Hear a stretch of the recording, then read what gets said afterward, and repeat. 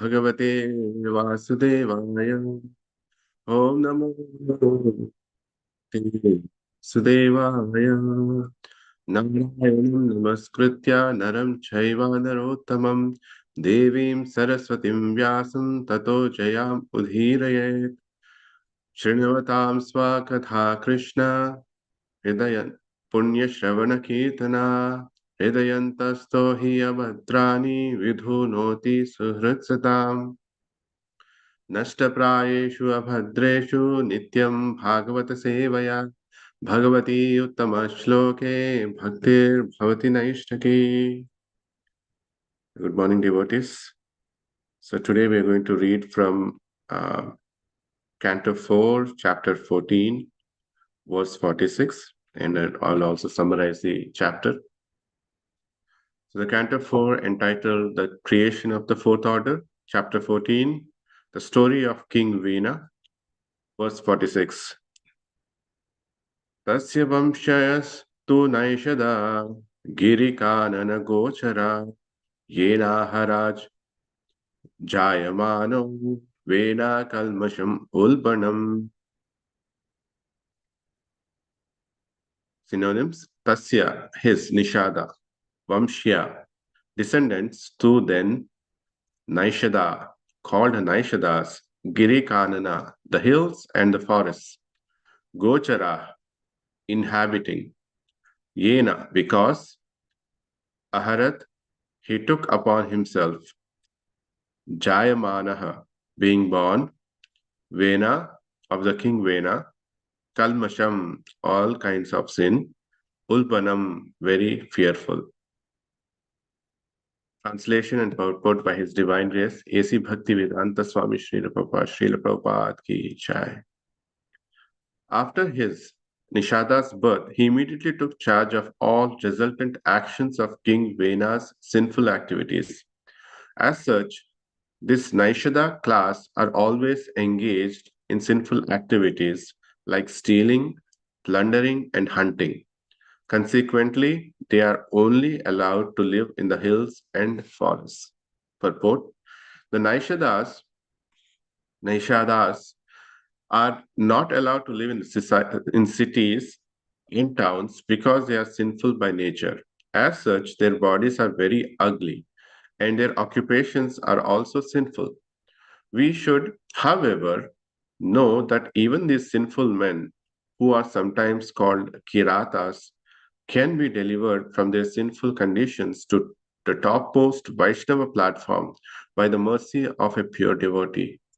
Engagement in the transcendental loving devotional service of the Lord can make anyone, however sinful he may be, fit to reach home back to Godhead. One has only to become free from all contamination by the process of pure devotional service. In this way, everyone can become fit to return home, back to Godhead. This is confirmed by the Lord Himself in Bhagavad Gita, chapter 9, verse 32. Mam hipardavyapashritya ye apishu papayonaya striyo vaishyastadha shudra te api yanti param gatim. O son of Pritha, those who take shelter of me, though they be of lower birth, women, Vaishyas, as well as Shudras, can approach the supreme destination. Thus end the Bhaktivedanta purports of the fourth canto, 14th chapter of Srimad Bhagavatam, entitled The Story of King Vena. Om Ajnanatimirandhasya Gnananjanashalakaya Chakshurunmilitam Yena Tasmai Shri Gurave Namaha. Mukam karoti vachalam pangvam langayate girim yat kripa tamaham vande Shri Gurun Deenataranam.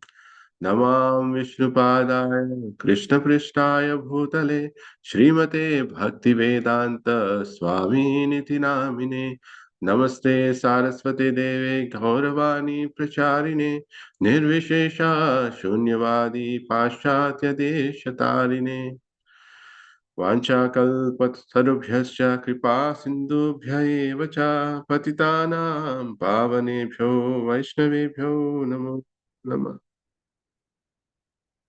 I would like to seek blessings from all the Vaishnavas who are present here. Please empower me so that I can correctly present this topic in accordance with scriptural injunctions.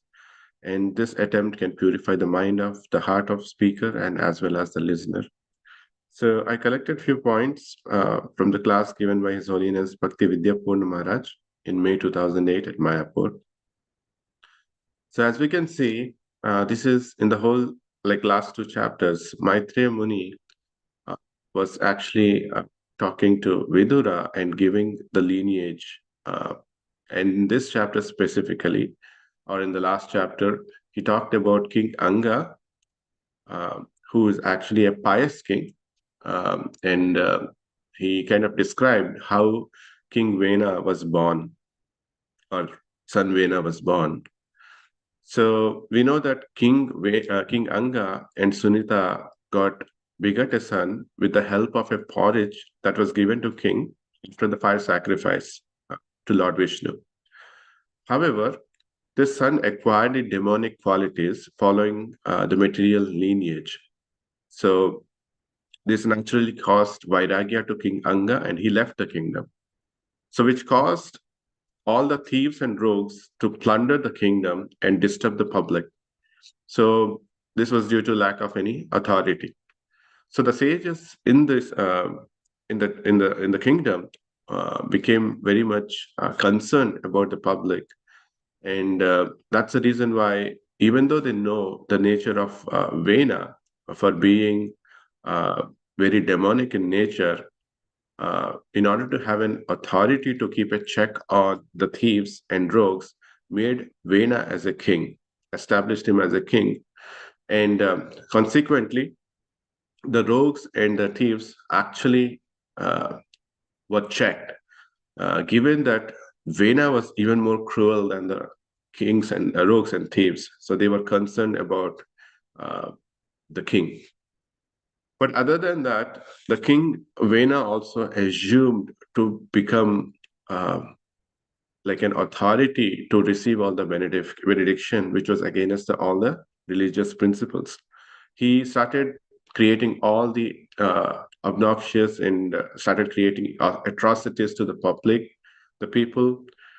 He stopped all the sacrifices to Lord Vishnu, um, and it again caused the havoc in the society. Um Seeing this, the saints again thought that as King Vena is mischievous by nature, and supporting this mischievous king is exactly like feeding a snake with the milk. So in order to curb that, um, they approached King Vena actually to pacify King Vena and enlighten him about the real duty of a king, which can increase the duration of his life, opulence, strength, and reputation. So they advised him not to be the cause of spoiling the spiritual life of general populace. If the spiritual life of the general populace is destroyed, this will in turn affect the wealth and royalty position of himself. So he will be at the loss. In fact, king should also facilitate the proper observance of the eight uh, social orders which are concerned to Varna and Ashram, where all the citizens should engage in the worship of Supreme Personality of Godhead, especially related to their occupational duty. Um, to the Supreme Personality of Godhead, who is none that other than that he is the original cause of everything, even the cosmic manifestation, and also he is the super soul within everyone. So therefore, when he allows the general populace to engage in performance of devotional service, all the demigods, including all the demigods, in addition to that, even Lord Vishnu, who is the supreme personality of Godhead, will also be very much satisfied. And through this, all the desired results will be provided to him.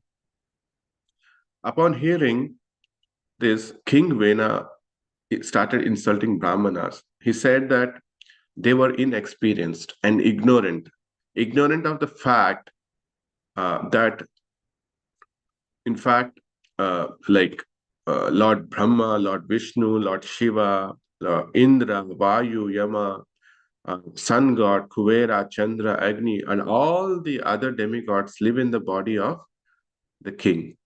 So, therefore, he advised them not to behave like unchaste women to their husbands and start worshipping him. So this is exactly what happens when one becomes very egoistic and use shastras to quote himself to be superior. This is seen in Hiranyakashipu also. They were all learned brahmanas. They had all uh, great wisdom of knowledge. But because of their egoistic nature and because of their sinful nature, the real knowledge becomes a perverted knowledge in themselves. And then that kind of causes the degradation of themselves. So therefore, it is advised, like even Srila Prabhupada in his purports, he writes that there is a difference between knowledge and the realized knowledge. So the knowledge is acquired by reading the Shastras, but when it is not realized knowledge, then the knowledge itself is of no use. In fact, it only acts negative, right? We have seen in the history when Shankaracharya was here, and Shankaracharya uh, followers follows more on studying, give importance to studying the scriptures. And we saw that before the Vaishnava Acharya started appearing and reforming the society, all the Brahmanas were very proud of their knowledge, and they used to differentiate. They used to differentiate to an extent that they were not allowing people to get into the temple too. So this is what happens. Like knowledge can also become a hindrance for us if it's not applied in the right way. And that's the reason why Srila Prabhupada clearly indicates that in order to become the knowledge into a realized knowledge, one should actually do service. When one does service, our hearts, our chitta gets cleaned, and these material proclivations gets cleaned, our ego, our enviousness, they all subside down. Then when we will be able to see with the real opened eyes, and we can perceive the knowledge in a right manner, and that would help us actually to progress further in devotional service. Or else it's mere waste of efforts. In fact, that will also only degrade us in this in our human life. So this is exactly what is exhibited by this King Venas episode, right? So after this, uh, when King exhibited this kind of nature, the sages became very angry, and in order to protect the citizens from further being exploited, so the sages immediately invocated the mantras and killed the king.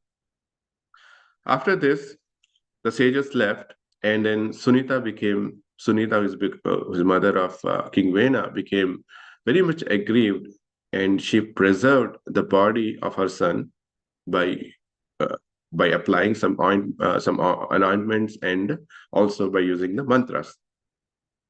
So this happened for some time, and the rogues and the dacoits who were checked before by the king, they now started plundering the town. So the situation became normal again. This again concerned the saints.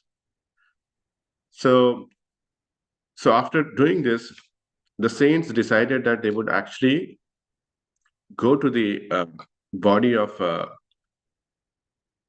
King Vena and basically churn. So the idea was that this body was potent enough because it's provided from the Lord Vishnu's porridge itself, so it has a potency. The semen had very much potential. So they wanted to use that opportunity. At the same time, they also wanted not to bring in any more demonic personality in this world. So what they did was, initially they churned the thighs, and when they churned the thighs, actually a person named Bahuka appeared from him, from the thighs. And it's described that he was dark, he was short, he had short limbs, he had copper hair, he had red eyes, and he had dark complexion. And Prabhupada gives this purport saying that these are all the qualities of a demonic nature person. So, and from this, it said that the Naishada race is born. That is just the purport that we read today. This Naishada race has all the qualities, all the negative qualities what the King Vena had. So this race is actually is not as a part of the kingdom. They actually live in the jungle areas, and then they do all those activities, noxious activities. So after this negative qualities were taken off, then again, which we'll read in the next chapter, that the sages churned the hands or arms of King Vena, from where King Prithu Maharaj kind of appeared. So that is the summary of this chapter. And one important point that is described here in this purport is that, irrespective of whatever the nature we have acquired from our past inclination, like there are two things, right? That we have that natural inclination, which is our nature, and our karma, which is actually what we feel or what we have in our life, um, like the facilities that we have around. Like somebody is born in a family of wealth, somebody is born with his less fortune, so which is actually the external karma that we acquired, right? So irrespective of the irrespective of the nature that we acquired, irrespective of the facility that we have been provided by the Supreme Personality of Godhead based on our karmic activities, but one surrenders himself to the devotional service, he gets clarified, he gets purified, and through which one can attain the real state of mind, which is to be happy. If you don't do that, then it's only the chance of our karma will actually bring us lower in positions, and and we'll lose all the happiness in our life. So the only happiness that we can acquire, the only blissfulness we can acquire, is actually with associating with the Supreme Personality of Godhead. So thank you so much for this opportunity, and please forgive me for any of my shortcomings. Hare Krishna. Thank you, Prabhu. Hare Krishna. Thank you, Prabhu. Excellent summary. Hare Krishna. Thank you, Prabhu, for very nice class. Hare Krishna. Hare Krishna. Thank you, Prabhu.